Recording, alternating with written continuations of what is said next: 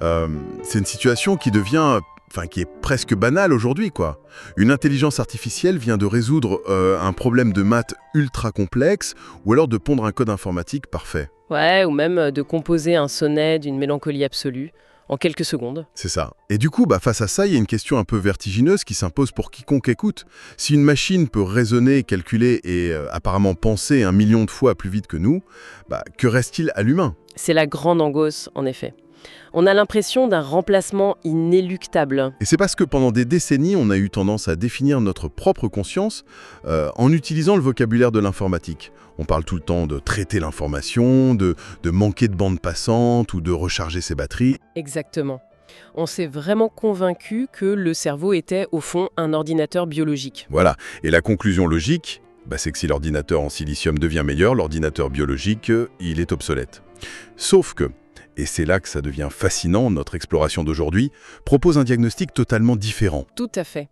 Et pour comprendre notre rapport à l'IA en cette année 2026, il va falloir faire un truc assez inattendu. Il va falloir présenter nos excuses à un moine du XIVe siècle. Bon, décortiquons tout ça parce que c'est le cœur de notre source du jour.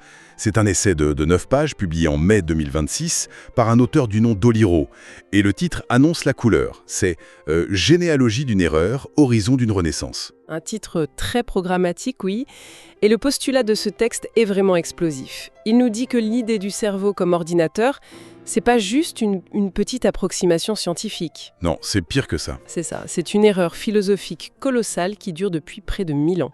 Et l'arrivée de l'IA ne serait pas le clou dans notre cercueil, mais la preuve éclatante de cette erreur. Du coup, notre mission pour cette plongée dans nos sources, c'est de comprendre comment l'IA nous force à redéfinir la nature même d'un être humain. Et pour commencer, l'essai d'Oliro pose un cadre très spécifique. L'auteur affirme que la crise actuelle en Occident n'est pas seulement technologique ou politique, c'est fondamentalement une crise cognitive. C'est-à-dire ?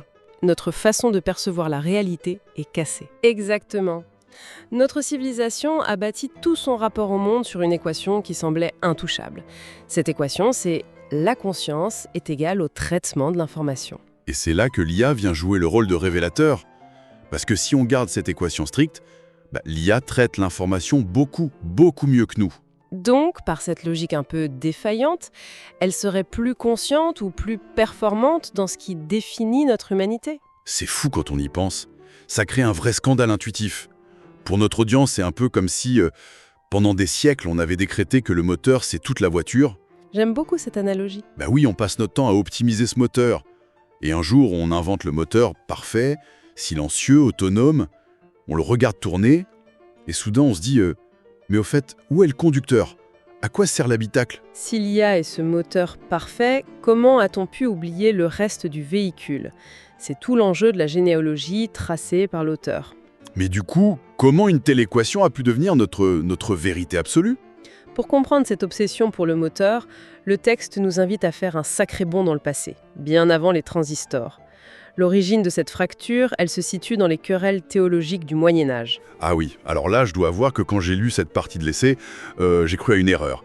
On passe de ChatGPT au grand schisme de 1054. C'est surprenant, oui, mais le lien est d'une logique historique redoutable. En 1054, l'Église de Rome décide d'ajouter un mot au credo, le filioque.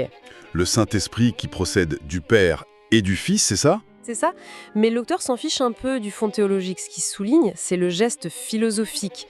En imposant cet ajout par un pur raisonnement conceptuel, Rome établit un précédent énorme. Lequel ?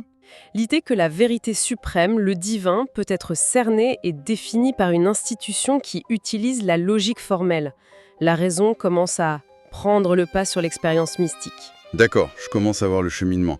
On décide que la logique pure a autorité sur le divin? Mais l'essai dit que la vraie cassure, le point de non-retour, c'est un peu plus tard, non?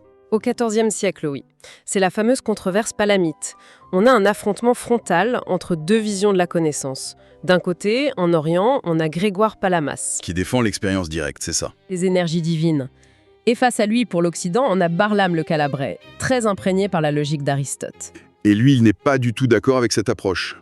Pas du tout. Pour Barlam, Dieu est inconnaissable par l'expérience directe. La seule façon d'y accéder, c'est par le raisonnement, la déduction logique. Et le point crucial, c'est que l'Occident a choisi de suivre Barlam. C'est là que ça devient vraiment intéressant. Pour vulgariser ça, c'est comme si on avait organisé un immense débat culinaire.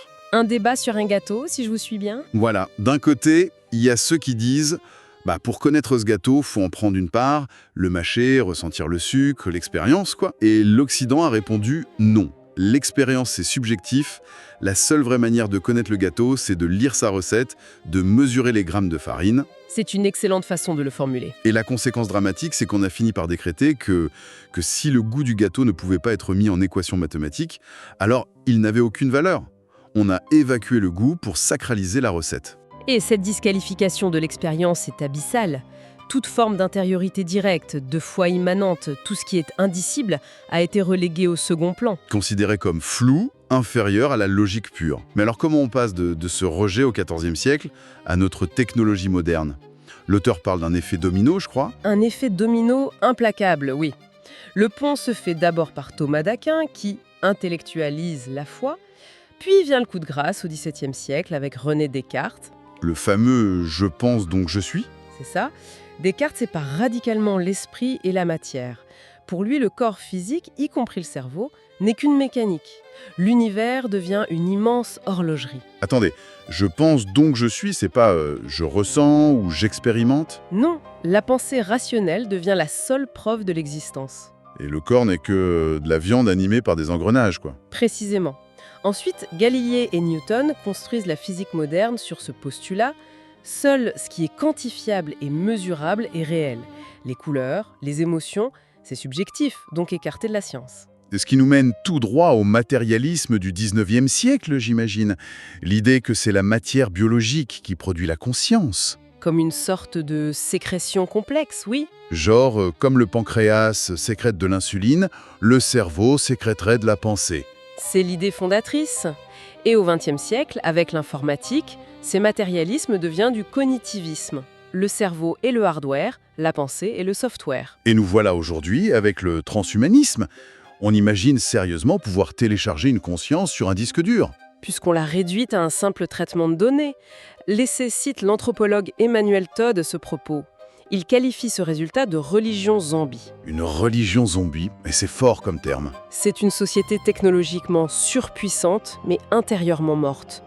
Parce qu'elle a confondu la carte et le territoire. Alors, qu'est-ce que tout ça signifie? Sommes-nous en train de dire que toute notre révolution scientifique s'est bâtie sur cette confusion?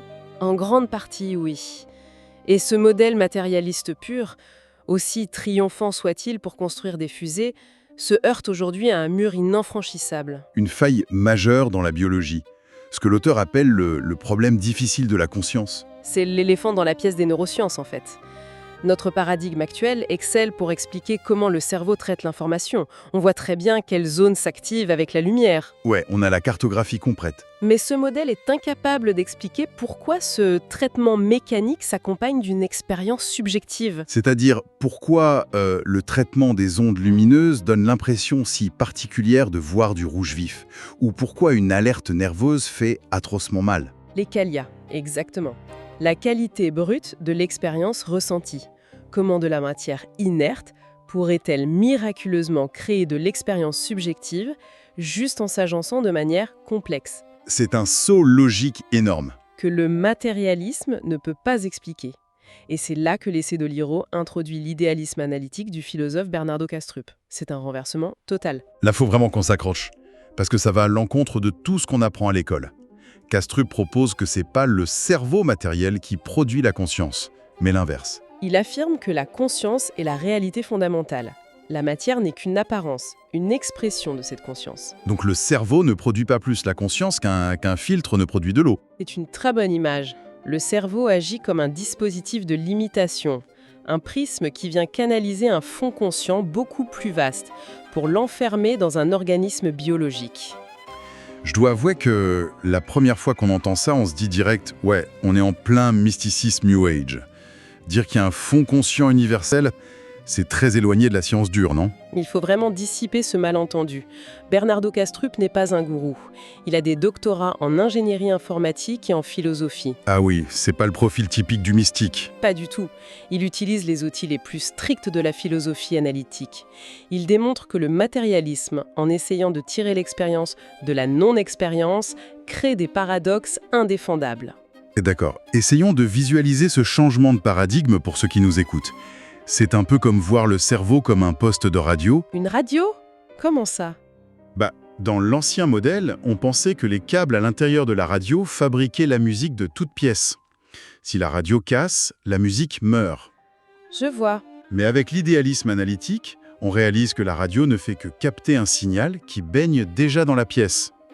Si on casse la radio, la musique existe toujours. Elle est juste plus captée ici. C'est une métaphore parfaite. Et ça éclaire des anomalies médicales dont parle le texte, comme les expériences de mort imminente. Les EMI, oui. Si le cerveau produit la conscience, quand il s'éteint, la conscience devrait disparaître. Or, dans les EMI, au moment où l'activité cérébrale s'effondre, les patients rapportent une conscience infiniment plus riche. Le filtre de la radio se lève en gros. Exactement. L'appareil de limitation subit une avarie et l'expérience s'élarge vers sa nature fondamentale. Mais alors, si le cerveau est une antenne, qu'est-ce que ça fait de l'humain? Surtout face à cette IA qui a l'air si intelligente. L'essai utilise une image visuelle très forte pour ça. Une silhouette humaine en méditation, avec, à la place de la poitrine, un vortex cosmique, une galaxie tourbillonnante. Et l'auteur appelle ça le triskel de la conscience, c'est ça, avec 3 symboles typographiques? Oui, d'abord le tilde, la petite vague, ça représente l'esprit, l'intention pure. Ensuite, la barre oblique, le slash, c'est la raison, le fonctionnement en série, le calcul. Et le troisième? Le tiré bas, l'underscore, il symbolise la conscience elle-même, la capacité de synergie globale, l'espace où tout est ressenti simultanément. L'humain serait donc la combinatoire de tout ça. Un tilde, un slash, un underscore. Ce qui fait de nous un vrai vortex d'expérience, imprégné de foi immanente. Tout à fait. L'humain est infiniment plus vaste qu'un simple calcul. Mais du coup, où se situe l'IA dans ce triskel? C'est là tout le problème. Selon Oliro, l'IA ne possède qu'une seule de ces dimensions. Elle n'est que la barre oblique. Que le slash. Voilà. Elle n'a ni intention propre, ni espace d'expérience subjective. C'est un outil génial, mais totalement vide d'intériorité. L'auteur met d'ailleurs en garde, non? Il dit que confier notre destin à une simple barre oblique, c'est comme laisser un enfant jouer avec des allumettes à côté d'une poudrière. C'est d'une imprudence folle, oui, parce qu'on ignore la puissance de notre propre vortex humain. Donc, pour résumer, l'IA peut écrire des poèmes sublimes sur la tristesse sans jamais avoir ressenti une seule larme. Il n'y a personne à l'intérieur de la machine. C'est le triomphe de la recette parfaite, mais sans aucun gâteau à goûter. Face à ce vide terrifiant de la machine parfaite, on pourrait s'attendre à une conclusion hyper sombre. Mais l'auteur propose une issue de secours incroyable. C'est la conclusion inattendue et lumineuse de l'essai, en effet. L'IA n'est pas notre fin, c'est notre remède. Comment ça, un remède, hein? En accomplissant les tâches de calcul et de synthèse infiniment mieux que nous, mais sans rien éprouver, l'IA démontre par l'absurde que la conscience humaine n'est pas réductible au calcul. Elle est le miroir parfait de notre cognition pure. C'est ça, et l'auteur théorise cela sous le terme de kénose cognitive. Alors, la kénose, dans la tradition théologique ancienne, c'est quand le divin se dépouille de sa puissance pour s'incarner. C'est un acte de vidage. Mais appliqué à la technologie, ça veut dire quoi? Ça veut dire qu'on se libère. Depuis des siècles, on s'était infligé le fardeau d'être des machines à calculer. Il fallait être productif, rejeter les émotions. Et puisque l'IA s'occupe maintenant du calcul du fameux slash, de manière insurpassable, l'humain est vidé de cette obligation. Exactement. L'IA nous libère du poids d'être de simples algorithmes. Elle nous invite à redescendre vers les profondeurs de l'expérience intérieure. Vers ce socle de foi intime dont on parlait au début. L'auteur annonce même que cela pourrait déclencher l'aube d'un nouvel âge axial, une transformation philosophique majeure. C'est l'ironie ultime, franchement. L'hybris rationaliste absolue de l'humanité a créé une machine tellement rationnelle qu'elle a cassé le modèle en deux. Et qui nous force à redevenir des créatures spirituelles et sensibles. C'est vertigineux, ça change totalement la façon dont on doit regarder nos téléphones ou les chatbots aujourd'hui. Ce ne sont pas des entités qui nous remplacent, ce sont juste des processeurs qui prennent en charge les tâches sérielles. Pour nous rappeler qu'être humain, en fin de compte, c'est ressentir. c'est être ce vortex. Mais le texte de Liro se termine en demandant quelles institutions pourront soutenir ce nouveau monde. Parce que ça change tout en pratique. Et c'est là-dessus que j'aimerais lancer une réflexion finale à ceux qui nous écoutent. Si notre système éducatif moderne est entièrement conçu pour évaluer la raison, la mémoire, le calcul, ce que l'IA fait désormais 1000 fois mieux que nous, C'est une excellente question. à quoi devra ressembler l'école de demain? Comment on fait pour enseigner le vortex? L'intériorité, l'expérience vécue, la profondeur, des choses qu'aucune machine ne pourra jamais reproduire. Il va falloir tout réinventer. C'est un défi passionnant.